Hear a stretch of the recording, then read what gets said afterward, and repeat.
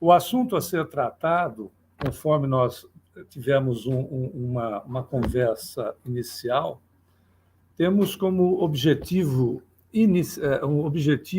desmistificar da forma como ele pode ser apresentado. Para isso, talvez muitos de vocês conheçam, tenham a informação de que foi colocado foi colocado como se fosse um ensinamento de Chico Xavier, que quando questionaram ele sobre obsessão, perguntaram da seguinte maneira: Chico, todos nós temos obsessores?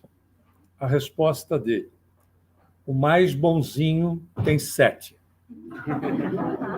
Acho que alguém já ouviu isso. Foi uma brincadeira que ele fez. Primeiro que ele era uma pessoa extremamente alegre e feliz. Aliás, o espírito superior só pode se apresentar desse jeito. Porque cara feia, mau humor, etc., fica no umbral ou reencarna na Terra. Das duas, uma. Não é verdade? Mas o fato é que foi uma brincadeira. Ele é um indivíduo extremamente espirituoso. Contava causos engraçados, principalmente a respeito da vida dele. E ele fez uma brincadeira que foi colocada no movimento espírita como uma verdade. O que torna essa situação de um absurdo sem conta. Vamos fazer, só para que nós, já que falamos em conta, vamos fazer uma conta, se você gosta de números. Em 1952, a população do Brasil era de 2 bilhões... a população do mundo era de 2 bilhões 630 milhões de pessoas.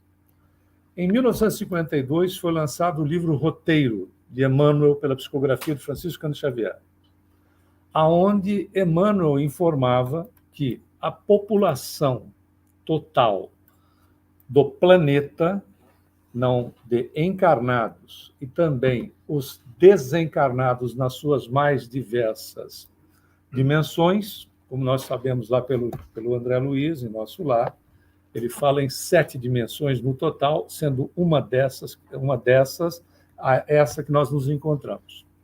O total, 2.630 no mundo, 20 bilhões nas demais dimensões. Então, nós estamos falando, vamos arredondar o número de 22 bilhões e meio, ok? Vamos fazer as contas. Considerando que essa população de desencarnados aumentou, nós poderíamos considerar que entre encarnados e desencarnados nós tenhamos 30 bilhões de criaturas, dos quais 8, segundo a última informação da ONU, há cerca de 1 mês ou 2 meses, é a população nossa mundial, ok? Se os mais bonzinhos têm 7, alguns devem ter menos, como é o caso do Ayrton, mas, enfim, né? Se os mais bonzinhos têm 7, 8 vezes 7 dá quanto? 56 bilhões de obsessores para atender a necessidade dos encarnados. Se a população de desencarnado for de 30 bilhões, nós estamos falando em quanto? Mais 3 vezes 7?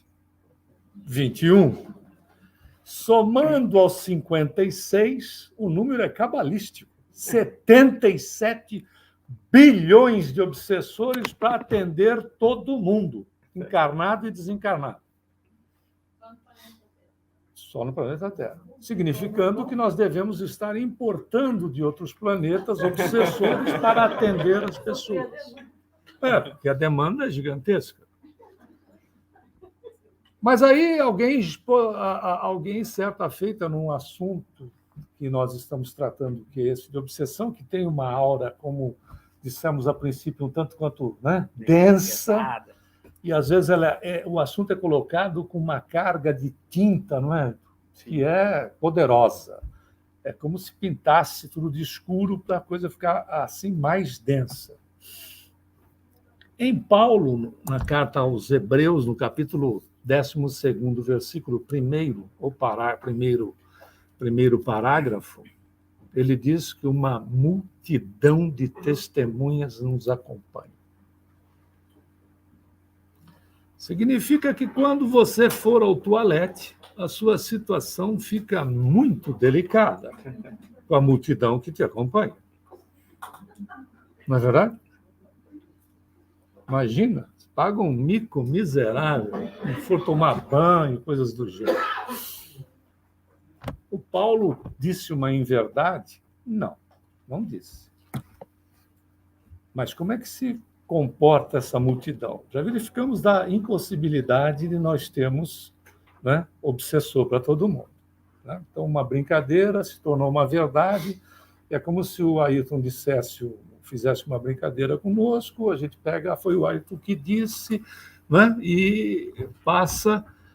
Na verdade, também, qualquer um de nós tem direito a uma opinião, como diz o Livro dos Médiuns e também no Obras Póstumas, mas a opinião, seja de um encarnado ou desencarnado, tem o peso de uma opinião, não significando que ela seja uma verdade. Ela pode ser uma verdade para aquele que está expressando a opinião dele, porque a verdade é individual, até nós alcançarmos a verdade de natureza divina.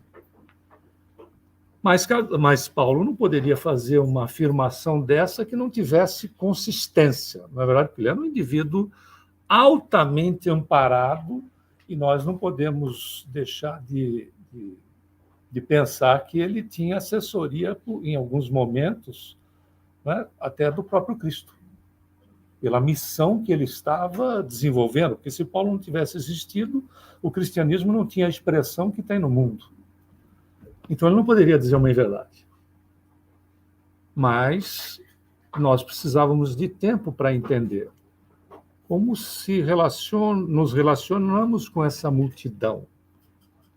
É através da dimensão mental, do nosso padrão mental, que nós fazemos conexões. De acordo com os nossos desejos, de acordo com os nossos interesses. Faz sentido para você? Ok? E como nós somos, como diz Emmanuel no livro Leis de Amor, constantes na nossa inconstância, graças a Deus, nós, uma hora estamos pensando positivamente, uma hora negativamente, mas fazemos um trabalho compensatório. Então, significando que nós nos ligamos com as criaturas, não só criaturas que, por exemplo, sejam desocupadas. Não é? São criaturas que são positivas, até porque, se nós olharmos, a grande maioria de nós está cumprindo com, não as suas obrigações, mas com as suas responsabilidades, não é verdade? Estudo, trabalho, etc. Interessante notar que existe também uma afirmação relacionada à pandemia, que obsessão é uma pandemia, ok? Vocês sabiam que existe uma pandemia em relação às questões da resistência de bactérias para antibiótico? Mas nem todo mundo tem problemas e precisa tomar antibiótico, não é verdade? Quando se fala pandemia, também é uma tinta grossa que se passa em cima, causando terror, não é assim? Segundo as informações da OMS, desencarnaram, nesses 2 anos de pandemia, 6.700.000 pessoas. Se fosse uma, não é? O desencarne, ninguém vai dizer, que bom que o número foi pequeno. Em absoluto. Isso pode haver algum erro, pode ser um número maior até. Suponhamos que seja 10 milhões. Ok? Vamos estressar o número. Você sabe quantas pessoas desencarnam por ano por problemas de natureza cardíaca? 10 milhões por ano. Só que não são 10 milhões que surgem aos hospitais, né? Uma avalanche ao mesmo tempo, mas são 10 milhões de pessoas. E isso não nos assusta. Não é interessante?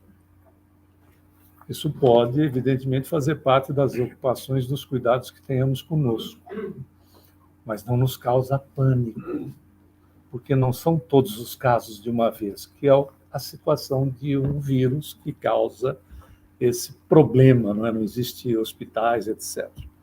Por isso que quando nós ouvimos essas informações, foi o Chico que falou, foi não sei quem que confirmou, porque é um processo pandêmico, porque o Paulo disse, então tem que haver uma quantidade enorme de espíritos, né, que estão juntos conosco, etc. Nós temos que, inicialmente, ter bom senso sobre quem está colocando a informação, porque pode ser de direito da opinião dele, não é verdade? O Ailton vai trazer a parte técnica para nós da obsessão do capítulo 23. Nós pedimos, então, para que nós fizéssemos essa abertura, já desmistificando o assunto, que, como dissemos a princípio e repetimos, por vezes é colocado de uma forma aterrorizante, né? Como se a gente saísse aqui do centro e os obsessores estivessem nos esperando na porta, não é verdade? Às vezes eles não estão na porta, eles ficam em casa, que é muito mais confortável, etc., né? Aguardando a gente.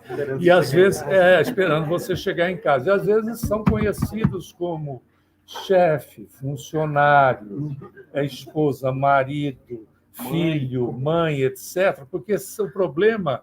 Não é como dizia Jean Paul Sartre, na única peça que ele escreveu, o inferno são os outros. Não é verdade? Nunca nós. Mas vamos lá. Eu acabei caindo agora do StreamYard, mas eu vou falando, vocês vão, o pessoal que está vai me ouvindo, o microfone está lá, e o pessoal que está aqui vai me ouvindo também. E vai me vendo. Bom, boa noite a todos, é um prazer imenso, primeiro estar conversando com vocês nesse primeiro dia do ano, simbolicamente falando, né? Esse ano simbólico. E um prazer imenso e um desafio falar depois do Humberto. Prazer falar com ele e um desafio falar depois dele.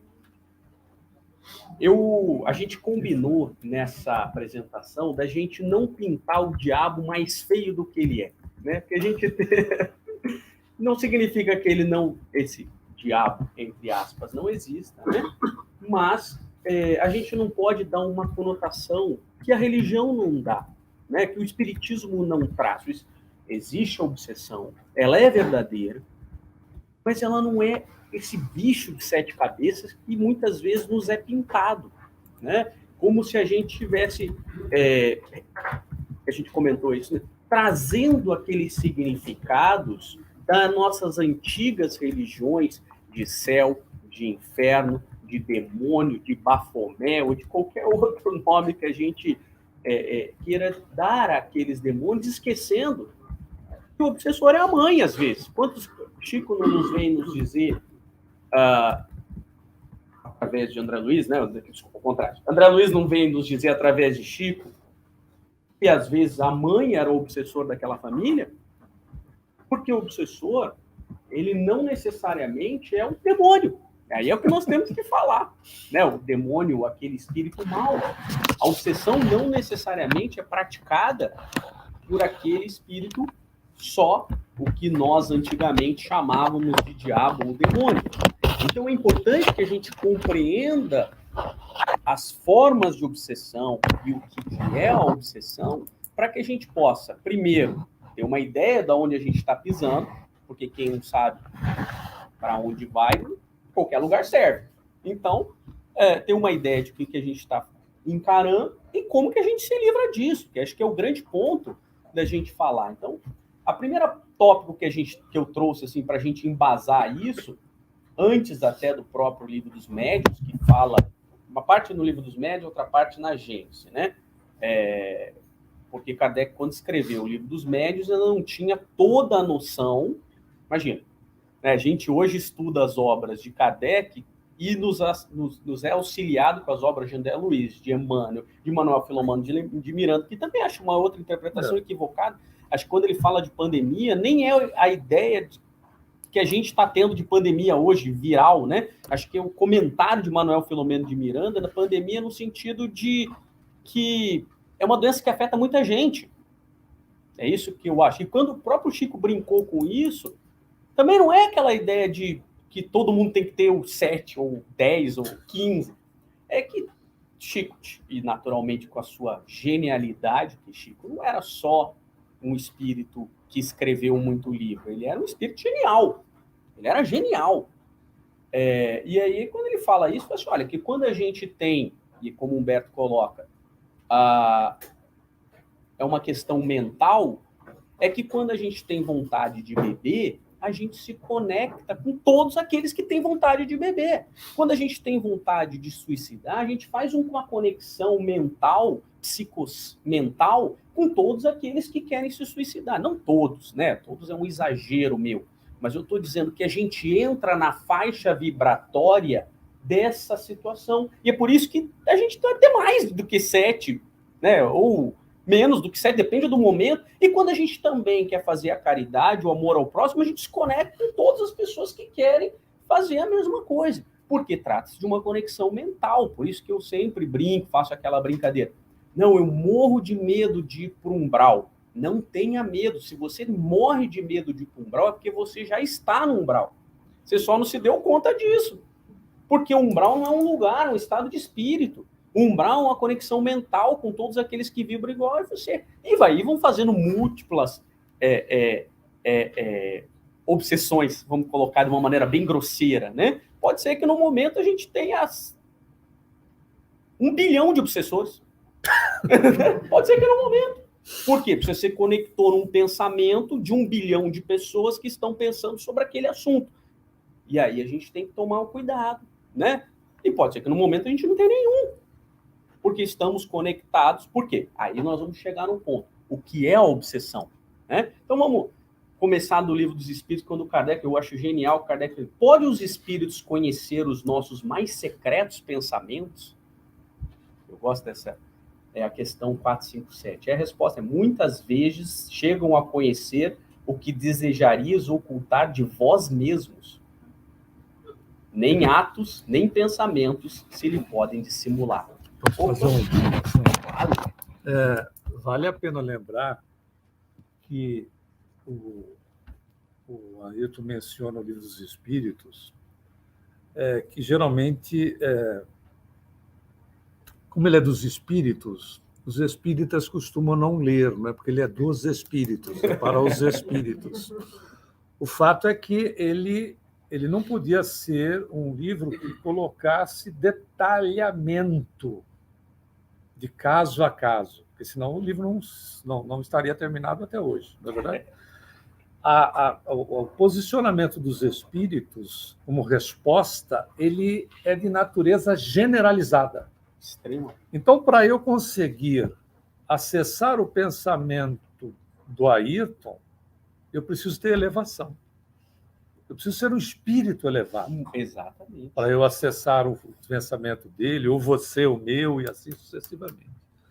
Há que se ter elevação. A elevação está ligada às questões ético-morais. Né? Porque, imagine, o Chico lia pensamentos, do jeito que você está me ouvindo. Você imagina se nós tivéssemos essa capacidade sem termos desenvolvido o amor. Qual seria a nossa reação diante dessas criaturas? Então, vale a pena essa informação, porque um espírito que se posicione na condição de ser um obsessor, por qualquer razão que seja ela, não necessariamente ele tenha acesso àquilo que a criatura pense, mas ele faz acesso por similaridade vibratória. O que a gente gosta, magnetismo. Que é a conexão, né? Exato. Você faz uma conexão, porque quando nós emitimos um pensamento, você emite um objeto, aliás, é Emmanuel dizendo no livro já citado, Leis de Amor, caso você tenha chegado agora, ele diz é um agente energético que você coloca na corrente da vida, que volta enriquecido do bem ou do mal que nós desejarmos. É simplesmente fantástica essa colocação. Então, eu coloquei um agente energético. E, claro, pode ter similaridade com outras pessoas. E eu faço a conexão, conforme o Ailton acabou de dizer. Ou seja, então, um espírito evoluído poderá perceber o seu pensamento desde o início, mas um obsessor, até porque não é um espírito evoluído, embora possa ser estudioso, ele só vai perceber o seu pensamento se você entrar na sua faixa vibracional. Muitas vezes, nós nos colocamos na faixa vibracional do obsessor, e aí como é que ele adivinha o pensamento? Porque vocês estão pensando igual. Já viram quantas vezes a gente está pensando igual a pessoas encarnadas? Você vai ampliando, né? Exato. Está acontecendo isso aqui comigo, entre eu e o Ayrton. Você que tem convivência com outra pessoa, eu gosto de deixar as coisas muito práticas. Chega um determinado momento que os seus olhos dizem, exatamente, a sua gesticulação fala, né? Você se entende com essa pessoa mais próxima de uma maneira muito natural, sem necessariamente colocar tudo em palavras, não é assim? Quando a gente odeia também. Também. Então, isso é importante, para a gente poder perceber que muitas vezes nós aceitamos os nossos obsessores. Eu não posso falar 100% das vezes, mas é quase esse um número. Nós estamos, por isso que eu falo, você tem medo do umbral, é porque já estamos nele. Porque nós nos colocamos naquele ponto, por qualquer razão, por invigilância, não às vezes voluntariamente, mas nós temos que ter essa ideia da questão do pensamento. E aí que, na sequência, ele fala assim, influem os espíritos em nossos pensamentos e em nossos atos, muito mais do que imaginais. Influem a tal ponto que, de ordinário, são eles que vos dirigem. E aqui, claro, há uma situação que a gente tem que ponderar essa resposta com o restante do capítulo. Porque, isoladamente, dá a sensação que a gente não tem livre-arbítrio. E não é isso. Por isso que não dá para a gente... Eu sempre remeto, porque a gente discute muito isso no direito, as formas de interpretação, e a mais simples das interpretações são as interpretações literais, que você pega aquilo ali e, não, então, não temos livre-arbítrio, então os espíritos estão coordenando a nossa vida. Não é isso.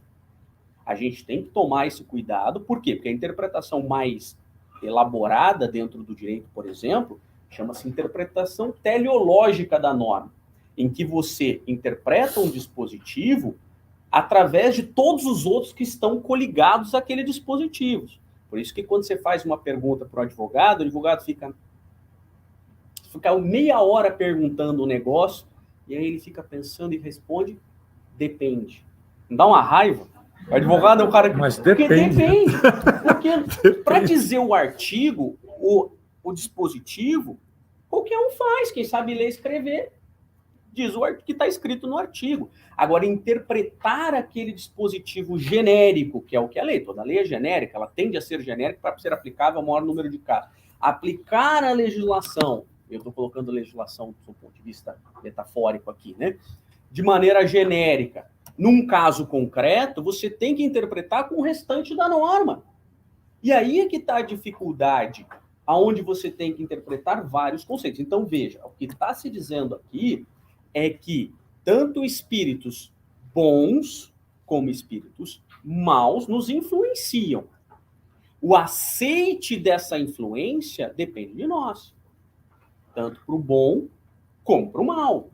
Agora, quando ele coloca que, e a resposta, né, o espírito coloca, são eles que vos dirigem, a gente não pode interpretar que nós estamos sendo o tempo todo dirigidos ou conduzidos por um determinado espírito, seja bom ou ruim. A condução é nossa, com exceção dos casos de possessão e tal. Aí nós vamos falar na sequência. Mas No dia a dia, o que nós temos é uma influência diuturna de espíritos que nos querem mal ou bem, ou às vezes nos querem bem e nos fazem o mal. Isso pode acontecer, uma obsessão nesse sentido. Ele quer o bem, mas o bem que ele acredita que é para ele bem, não necessariamente esse bem é realmente bom para nós. Mais ou menos a mãe. A mãe sempre nos quer bem, mas esse bem que ela quer da gente não necessariamente é o melhor para nós. E aí a gente tem que pensar. Não estou dizendo que a mãe faz obsessão, só às vezes. Às vezes. A mãe ou os pais. Mas acho que vale a pena a gente pegar um exemplo simples, até porque todo processo obsessivo, a não ser o que o Ailton acaba de mencionar, porque são várias classificações que existem. E dentro de cada classificação existem subclassificações, dado a dimensão do assunto. Mas, quando nós vamos olhar qualquer caso de obsessão, nós temos como medicamento, como terapia segura, Jesus. Por isso, a recomendação dele, que todos nós conhecemos muito bem, em relação às questões do nosso, hoje a gente diz, né, do nosso plano mental, que é o vigiai e orai. Por quê? Porque uma obsessão simples começa da seguinte maneira. Você está muito mal hoje. Você viu o corte de cabelo que você fez? Parecendo um capacete, para quem os possua, evidentemente. Né? Que não é um tipo de obsessão que vai me afligir. Exatamente. Nem a mim. Mas, percebeu? Não vai dar certo. Eu vou aumentando a possibilidade dessas conexões. Você está com uma cor pálida.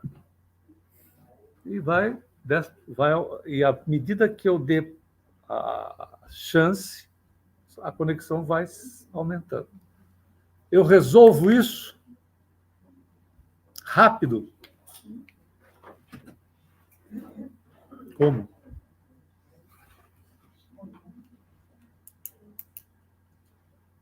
Prece. Faço prece. Orar e vigiar. Faço prece. Quando vem o pensamento, tipo assim, você não está muito bem hoje. Isso não me pertence. Essa ideia é minha ou veio de fora? É o que Kardec pede para falar, né? O Livro dos Espíritos diz o seguinte: o primeiro pensamento sempre é seu, o segundo é sugerido. Por quê? Porque é conexão. Nós não conseguimos não nos conectar. Nós somos criaturas conectadas não é com o mundo, é com o universo, seja esse que nos cerca ou ampliando ele literalmente. Se nós somos conectados, o primeiro pensamento é meu, o segundo é sugerido. Eu só preciso cuidar do primeiro pensamento que eu emito. Ponto. Não é verdade? Eu preciso cuidar do primeiro. Porque se eu não tiver cuidado no primeiro, significa que eu não penso, sou pensado. Né? Aliás, isso não é meu, isso é do Hermes Trismegisto. Ele diz o seguinte, que nós precisamos pensar e não sermos pensados. O que significa ser pensado? Não ter vigilância e automaticamente viver ao sabor das emoções dos outros. Não é? Então, se eu vigio o primeiro, o segundo só pode ser aquilo que me interessa.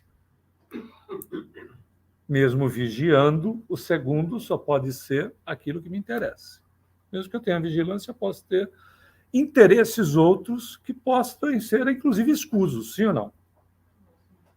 E o segundo, terceiro, quarto, etc. Tanto é que a dona Laura, no livro Nosso Lar, conversando com André Luiz, diz a respeito do processo reencarnatório. No Nosso Lar, quando foi feito um pacto de pensar bem. Então, quando o indivíduo pensa desfavoravelmente, não existe conexão de característica energética, porque todo mundo pensa bem. Então, é neutralizado, não tem reverberação, fica com o próprio sujeito que neutraliza nele mesmo. Olha que fantástico. Ela diz, na Terra, não. Na Terra, não.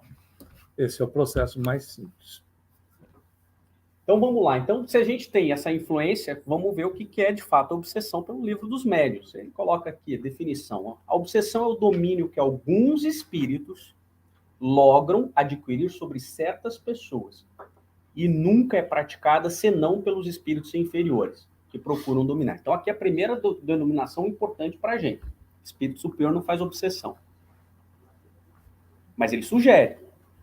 Ele nos auxilia. Espíritos mentores estão o tempo todo nos auxiliando a não cair em obsessão. Aí o Humberto comenta da obsessão simples, que é essa primeira. Então, só para a gente ter essa definição. Obsessão simples quando o espírito malfazejo se impõe a um médium.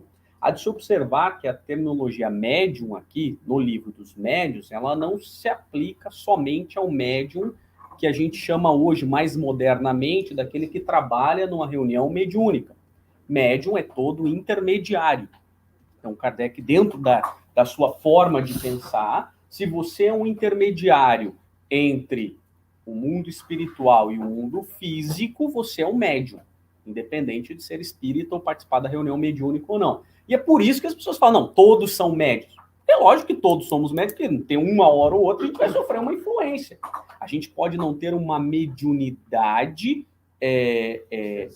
ostensiva em determinada área, dentro das áreas que Kardec coloca no Livro dos Médiuns, né?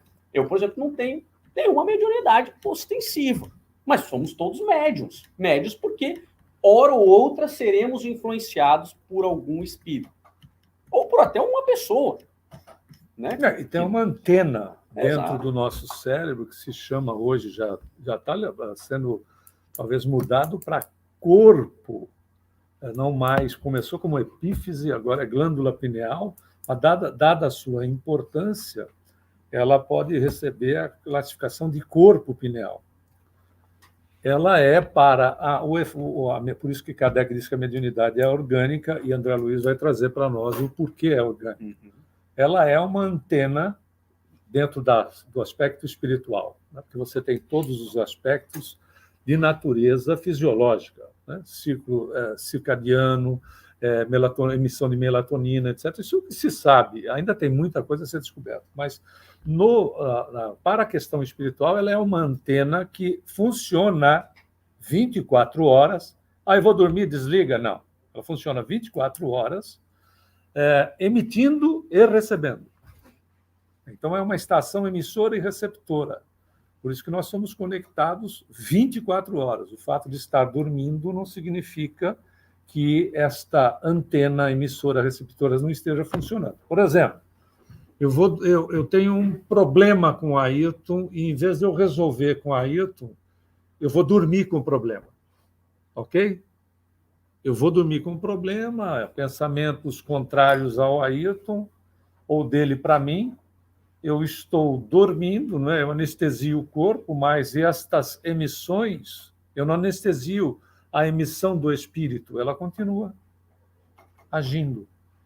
Por isso, essas conexões acontecem a qualquer tempo, conforme o Ayrton acabou de colocar para nós. É por isso que o André Luiz, às vezes até uma interpretação que a gente faz equivocada, quando o Humberto até comentou esse exemplo, que o obsessor fica na porta, que o André Luiz comenta, né? Mas por que o obsessor fica na porta do centro esperando a gente voltar para casa? Porque a gente continua conectado a ele. Embora a gente entre na casa espírita com o objetivo de fazer um saneamento mental, a gente não faz. Porque a hora que a gente sai ali, que aqui há toda uma barreira de proteção magnética, como em qualquer instituição religiosa séria, né? Mesmo sendo espírita ou não, há uma barreira de proteção energética, né? Que impede a entrada desses opositores. Quando a gente sai, a gente continua vinculado a ele. Então, da mesma maneira que o Humberto exemplificou dessa energia que linka, né, um ao outro, porque não resolveu um problema, continua com o obsessor. E a gente não faz, então, essa desconexão. E aí ele vai com a gente. Ou fica em casa, ou ele vem na porta do centro.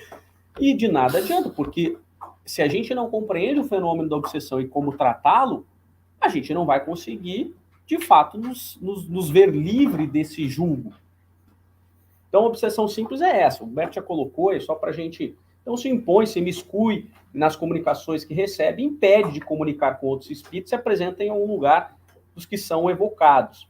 Na obsessão simples, o médium sabe muito bem que se acha preso em um espírito mentiroso e esse não se disfarça de nenhuma forma, dissimula suas más intenções e seu propósito de contrariar. Então, aqui a gente está falando, o Kardec está falando de uma comunicação mediúnica, mas isso serve para mutatis mutandi, não só para comunicação, mas serve para a vida do dia a dia. Então, se a gente se conecta a uma ideia de bebida, ou se a gente se conecta a uma ideia de ir em algum lugar, se a gente se conecta com o abrigo, se a gente se conecta com a nossa... Por exemplo, eu quando me vejo no espelho, eu me vejo moreno, alto, forte, olhos verdes, cabelos ao vento, né? É assim que eu me enxergo, né?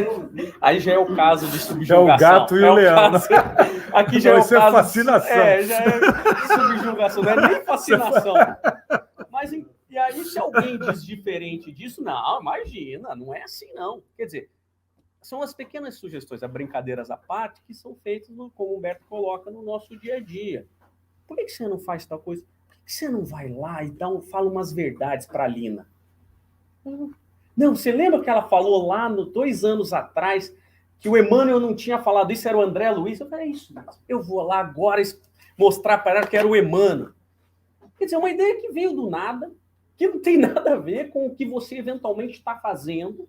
Você se conecta com aquele pensamento que já estava dentro de você, e isso é importante, porque você ficou ofendido, melindrado, ficou de alguma maneira, e você abre aquele canal. E é por isso que Jesus nos manda, para de fazer o que você está fazendo, vai lá e reconcilia-se com o teu inimigo. Porque quando você reconcilia-se com o teu inimigo, não que a Lina seja minha inimiga, pelo contrário, é só um exemplo. Reconcilia-se com o seu inimigo. Quando você perdoa o seu inimigo, você quebra a conexão. Ao quebrar essa conexão, você não abre mais brecha a esse tipo de obsessão, né? Porque às vezes o obsessor nem está querendo mais estar com você, mas você insiste em estar com ele. Não é pequeno o número daqueles que não deixam o indivíduo ir embora. Não é pequeno. Acho que vale a pena lembrar só que processo obsessivo não se dá só de desencarnado para reencarnado. Exato. Se dá de desencarnado para reencarnado, se dá de reencarnado para desencarnado, se dá entre desencarnados e se dá entre encarnados, porque é uma questão pura e simples de ligação mental. Não há necessidade, inclusive, de aproximação. Não há necessidade de aproximação. Pode ser feito à distância. Por isso que o Chico tinha razão quando ele fala no número de 7 de maneira metafórica, porque você não pode levar isso à regra, né? Exatamente. É esse que é o ponto. A gente não pode... E outro ponto, a gente não pode pegar um exemplo que a gente tem no André Luiz lá e padronizar para todos. O espiritismo não é isso, ele é feito de maneira individualizada. Os exemplos nos são trazidos, seja nos livros de André Luiz, nas questões de Emmanuel, nas questões do Manuel Filomeno de Miranda, nas obras básicas, né? Se a gente pegar lá o Céu e o Inferno, a segunda parte, como exemplos, para que se, por exemplo, a gente estiver praticando a mesma atitude, a gente tem um desvio de curso. Mas não é regra, porque é individualizado. Porque você fala assim, por que fulano, então, está te obsediando? Não sei, tem que abrir 3, 4, 10, 20 encarnações no histórico para poder falar assim, olha, talvez seja isso. Alguns casos são muito simples. Outros casos não há nem conexão mental de reencarnação. É uma conexão meramente mental, de interesses em comum, né? Mas é importante o que você acabou de dizer em relação aos exemplos. O André Luiz foi parar no umbral. O André Luiz não é ninguém menos do que Carlos Chagas. Né? Para quem conhece, já leu, ou se não leu, é interessante nós conhecermos a biografia de Carlos Chagas, porque é o único cientista no mundo que descobriu a enfermidade e tem toda a trajetória, desde a enfermidade até a cura dela, ou o tratamento dela, melhor, né? Que é a doença de Chagas. A experiência do André Luiz Mumbral é dele, não é sua, nem minha, nem do Ayrton, é dele. Ok? É só dele. A experiência que Camilo Castelo Branco tem no livro... Camilo Castelo Branco foi um escritor e jornalista português que se suicidou, e tem o depoimento dele na Memórias do Suicida, pela dona Ivone do Amaral Pereira, como médium. É a experiência dele, não é a de um indivíduo que cometa suicídio, né? De um enfermo. Né? O indivíduo que comete suicídio é um enfermo. Não é de um indivíduo que esteja passando por uma enfermidade dessa natureza, é dele. Até porque não existe, primeiro que não existe ninguém que seja igual, nós somos semelhantes, então semelhança não é igualdade. Segundo que não existe uma encarnação e uma desencarnação igual. Ela pode ser parecida, mas ela não é igual para as pessoas. Pode acontecer no mesmo evento, mas ela não é igual, porque cada ser é uma individualidade. Então, o que o Ayrton coloca é muito importante. Um processo obsessivo que seja mais acentuado, saia da simplicidade, conforme ele colocou, pode ter relação, por vezes, de muito tempo lá atrás. Não é da encarnação passada, é de uma situação muito lá atrás. Como pode ser algo criado agora. E ele colocou um fato de uma importância fundamental, melindre. Um dia eu ouvi uma pessoa dizer assim que o espírito é muito melindrado porque ele é muito médium.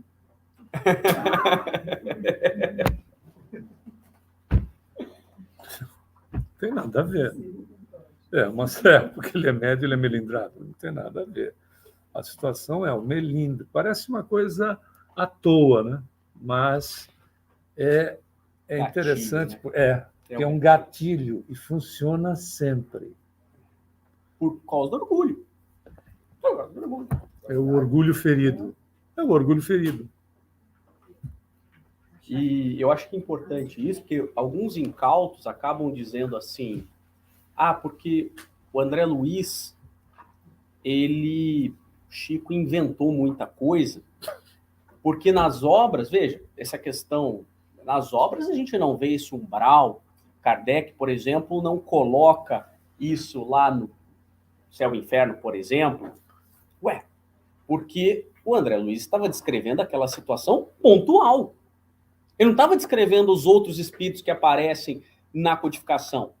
Então, e sendo que também justiça seja feita, aparece na codificação, é só ler. Espíritos que sofreram, espíritos que tiveram, mas tem que ter boa vontade. Mas muitos incautos acabam colocando, isso não aparece lá. Não aparece porque aquele espírito não estava se comunicando naquele momento. Porque se estivesse comunicando, ele teria narrado o que aconteceu. Isso é importante a gente ter muito claro. Cada caso é um caso. O padrão, o Kardec coloca, em muitos momentos, uma regra geral que serve como balizador das nossas ações. Claro, uma atitude ruim vai ter uma consequência ruim. Ok, mas você pode reparar ela antes de ter a consequência. Perfeito. Esse é o ponto. Então, a regra é atitude ruim, vai ter uma consequência ruim. Mas você pode atuar antes, você pode resgatar, você pode fazer diferente, você pode mudar e se arrepender e praticar o bem. Tem uma série de caminhos alternativos que não é matemática. Por isso que o advogado corresponde depende, porque depende mesmo, depende de vários fatores. Deixa eu entender o fato como um todo, né? A situação como um todo, para poder te dar um parâmetro. E a mesma coisa vai acontecer na espiritualidade. Então, isso é importante. Obsessão que acontece com os outros não necessariamente é o que vai acontecer conosco. E se vai, né? E se vai. E se vai. Né? Acho que você faz uma colocação aí, pessoal, que é de profunda importância o que o Ayrton acaba de dizer para a aplicabilidade em nós mesmos. O apóstolo Pedro, no capítulo 4, versículo 8, diz: o amor cobre uma multidão de pecados. Pedro estava falando sobre o que é real na doutrina. O que é real na doutrina, o que é real no espírito. O que existe é causa e efeito, não ação e reação, que é a terceira lei de Newton. Ação e reação, para cada ação tomada, uma reação correspondente. Se a vida fosse essa, nego, o que você fizer, você vai pagar. Olho por olho, dente por dente. Acabou. Então, a gente cria um problema aqui. Imagina, esse problema, se ele tem uma dimensão gigantesca, nós vamos ficar nos degladiando pela imortalidade afora. Ou então vamos precisar arranjar um outro cidadão para entrar fazer um triângulo e fazer com que essa coisa aconteça, se o processo fosse de ação e reação. Por isso que o Ailton faz uma colocação importante. Eu sou o elemento causador. Eu posso causar uma série de desequilíbrios por pura ignorância, por puro desconhecimento, e à medida que me conscientize, eu passo a trabalhar em contrário. O que eu vou fazendo? Olha o Pedro lá. O amor cobre uma multidão de erros e faltas, porque a palavra pecado é de origem latina, quer dizer errar o alvo. Então, quem erra o alvo?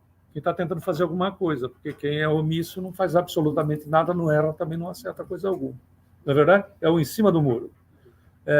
A realidade é eu passo a ter consciência, e não é consciência de uma vez.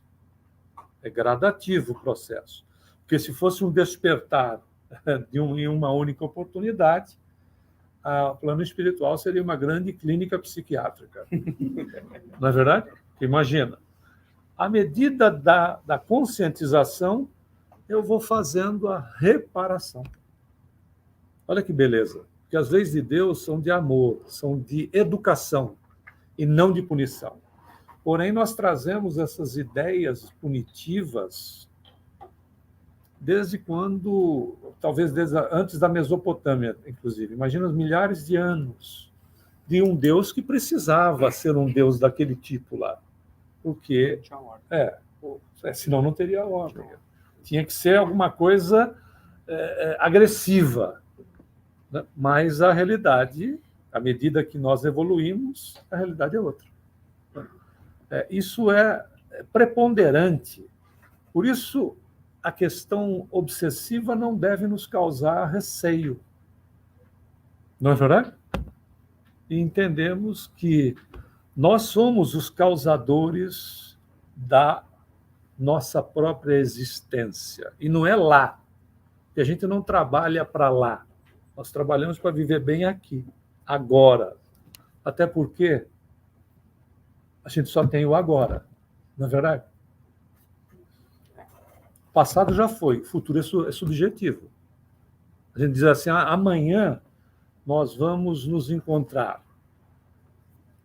Pode ser que não. Pode ser que não. Claro que quarta-feira não é dia de desencarnar, não é? Nem na quinta, mas o fato é uma realidade.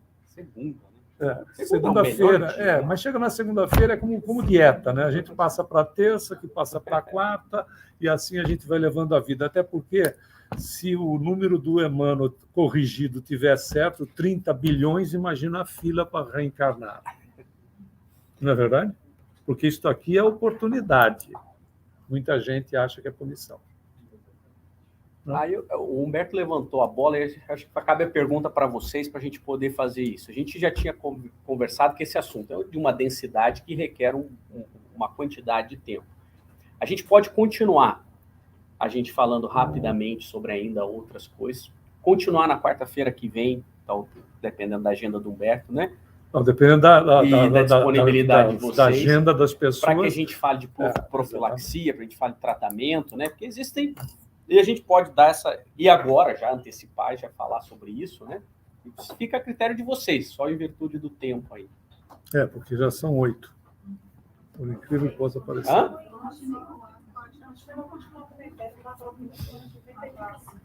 Continua aqui? Bom, então a gente... eu acho que seria interessante a pergunta, né, para as pessoas que estão presentes. Quem gostaria de continuar, por favor, levante a mão. Continuar hoje, na próxima quarta. Na próxima quarta. Hoje não vai dar. Porque... mas poderia ser hoje até meia-noite, né? Que é o horário de obsessor. Então é hoje até meia-noite ou então semana que vem? Hoje. Eu acho que porque o Ayrton, pessoal, só abordou um aspecto. A gente chegou na obsessão simples. Só na obsessão simples. A gente não existem entrou... mais 3. E aí, o mais importante disso tudo... É que a gente gostaria de abrir as perguntas para vocês. A profilaxia Vocês querem qual? A gente pode falar uma, então, genérica já, porque fala assim, olha, existem tratamentos para quem já está obsediado e existe a profilaxia para quem não quer mais ser obsediado. A profilaxia, o Humberto acabou de falar e levantou essa bola. E Kardec até fala assim, a caridade não é um dos meios de salvação. É o único meio. Esse é o que Kardec falou, é o único meio. Se vocês querem evitar uma obsessão, é a caridade. Mas as formas de tratamento a gente pode falar semana que vem. Mas o que você falou é de fundamental importância, né, pessoal? Porque toda vez que eu me movimente, e não é a caridade que eu tenha que dispensar recursos que eu, às vezes, não possua. A caridade está numa vibração, numa prece que eu faça em favor do mundo. Está na gratidão que eu tenha pela minha vida, a gratidão que eu tenha pelos meus familiares, pelos meus amigos. Aliás, é Paulo que diz, né, aos Coríntios, dê graças a Deus por tudo. É muito forte isso, porque é duro você dar graças a Deus quando alguém te trai, não é verdade? Você quer matar aquele miserável, não é assim? Mas, né, você quer matar aquele miserável. Só que o ponto é, se eu passo por isso e nada é por acaso, há um aprendizado aí.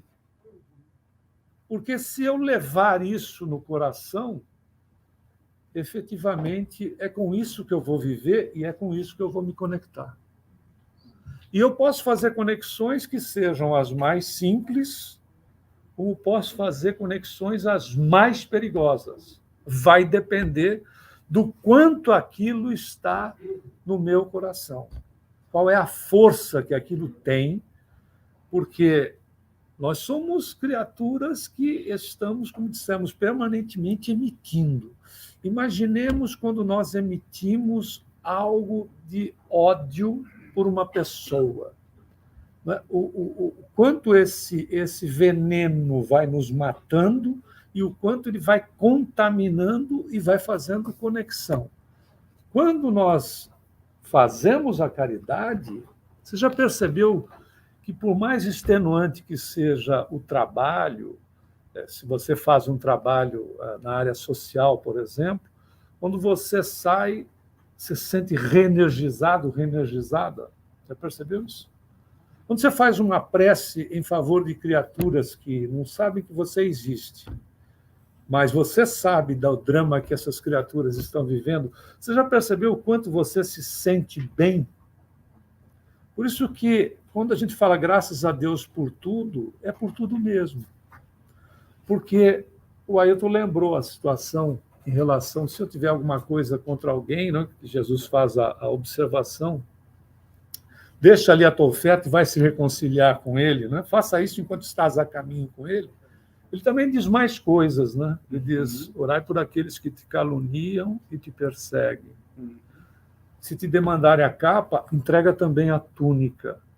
Se demandares 1000 passos, anda outros 2000. Sabe o que ele está dizendo aí? Desapego. E, ao mesmo tempo, exercício no bem, que é o que ele falou da caridade. Hoje, nas nossas preces, nós não podemos fazer prece pela paz do mundo não tomando partido. A gente é bom em tomar partido. Vou fazer uma prece para o pessoal lá da Ucrânia, para dar zebra para o pessoal. Entendeu? É o tipo da coisa que eu me conecto com o que está de mais desequilibrado. É pela paz do mundo.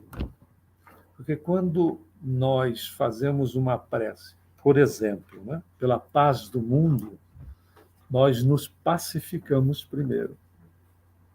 Porque somos os emissores, as emissoras da paz. E às vezes a gente mas eu sou muito meia boca para fazer prece pela paz do mundo. Porque foi ensinado para a gente que nós éramos coisinhas. Não foi? Assim, matéria espiritual, a gente é tudo coisinha. A gente vai sendo coisinha, daqui a pouco vai parar debaixo da mesa, de tão coisinha. Quando, na realidade, nós somos filhos e filhas de Deus, verdadeiras estrelas colocadas na posição em que nós estamos, pela importância que cada um tem. Você já pensou nisso? A sua importância para o momento atual no planeta? Você já pensou? Porque se você não fosse importante, você já teria desencarnado. Ou nem encarnado estaria. Nem chegaríamos a essa condição de espírito com E maiúsculo. Né? Percebeu? A importância para o momento. Porque para este momento de transição que está havendo, estar aqui é porque tem pegada. É porque não é para qualquer um. Não é verdade? Não é para qualquer um. Porque está tudo... Né, já percebeu? Tudo está em ebulição. Os espíritos que estão aqui agora são espíritos que têm capacitação para enfrentar. E às vezes a gente fica esperando, né, até por ideia religiosa do passado, né, que essa transformação, esse mundo de regeneração chegue como um passe de mágica. E não vai acontecer por passe de mágica. Vai ser muito simples. O processo é matemático, praticamente, né? Você vai ter um mundo de regeneração quando 50% mais uma pessoa começar a vibrar em padrão de regeneração. Então, se a gente faz a oração para o próximo, a gente tiver ali então, o somatório da psicosfera de todos os espíritos que estão no globo vibrarem 51% mais um. E também não vai ser um passo demais, você não vai perceber muito. Porque quando 50% mais um estiver vibrando, não vai dar muita diferença, ainda vai estar na zona cinzenta. A gente vai começar a sentir essa diferença quando tiver 70%, 80%. Mas se a gente começa agora. E aí você me lembrou, quando você falou a respeito do amor, aquele grande filósofo, né, o Renato Russo. Não. Paulo de Tarso, que escreveu antes dele, né? Por acaso. É só o amor. É só o amor. No final das contas, é só o amor. Não tem mais nada. De tudo, o que sobrar é o amor. Essa caridade no sentido de verdadeiramente servir ao próximo. Nas necessidades que ele precisar. Se é paz, se o mundo está precisando hoje de oração pela paz, não vai adiantar fazer isso quando a gente chegar em 80%. Tem que chegar agora. De fato nos colocarmos como servidores do próximo e de Cristo, da causa, né? Que é Jesus Cristo. Perfeito. Tem uma frase do Chico que ela é lindíssima e profunda pela simplicidade. Ele diz assim: Jesus não nos pediu muito. Ele não nos pediu que nós escalássemos o Everest ou que nós nos sacrificássemos. Ele só pediu para que nós nos amássemos uns aos outros. Só isso. Fantástico. Aliás, ele diz: meus seguidores serão conhecidos por muitos se amarem. Fantástico. Continuamos na próxima semana, então? E fica o merchandising. Na próxima semana a gente vai dar. Na próxima semana, se você não vier, nós vamos pedir para o seu obsessor te buscar. Olha que beleza. Faz assim. Se você não puder vir, mande o obsessor. Também é uma boa alternativa. Fantástico.